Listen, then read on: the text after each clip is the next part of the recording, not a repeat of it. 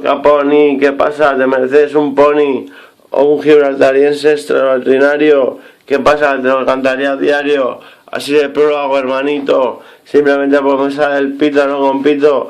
No me gusta el rap, usar el rap para insultar. Lo veo una blasfemia en la cultura del hip hop. Pero contra ti no se puede hacer otra cosa más que decirte cosas malas, maravillosas para mis oídos. Eso sí, para ti supongo que no suena nada bien. También te lo digo.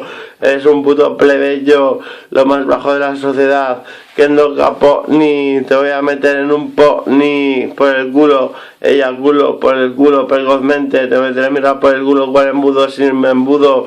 ¿Qué pasa? Que no soy simbólico, soy el puto amo de Zaragoza, de toda mujer que comerme las pozas, esguazas, esbozas, por horda, del final micrófono mierda da, que no capo ni te has metido con Farroco y Arcángel, eres un mequetrefe, no estás en tus 13, sacas trapos sucios, pero ellos tienen más sucios que tú, eres un tontainas. ¿Qué pasa? Que no puedes con mis vainas.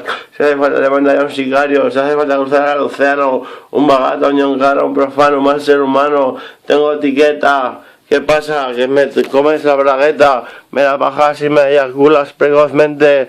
Si usted es el puto amo, aquí lo tienes, simplemente porque lo sabe, porque todo se lo merece, de nada carece. ¿Qué pasa? Me 13 de mis 13, estíramela a ver si se me crece. Aquí soy yo, el auténtico, fantástico. ¿Qué pasó, bro, hermanito? Aquí está mi chuquela. Fíjate, tampoco hay mucha, pero para vosotros es demasiados pesos. ¿Qué pasa, obsesos?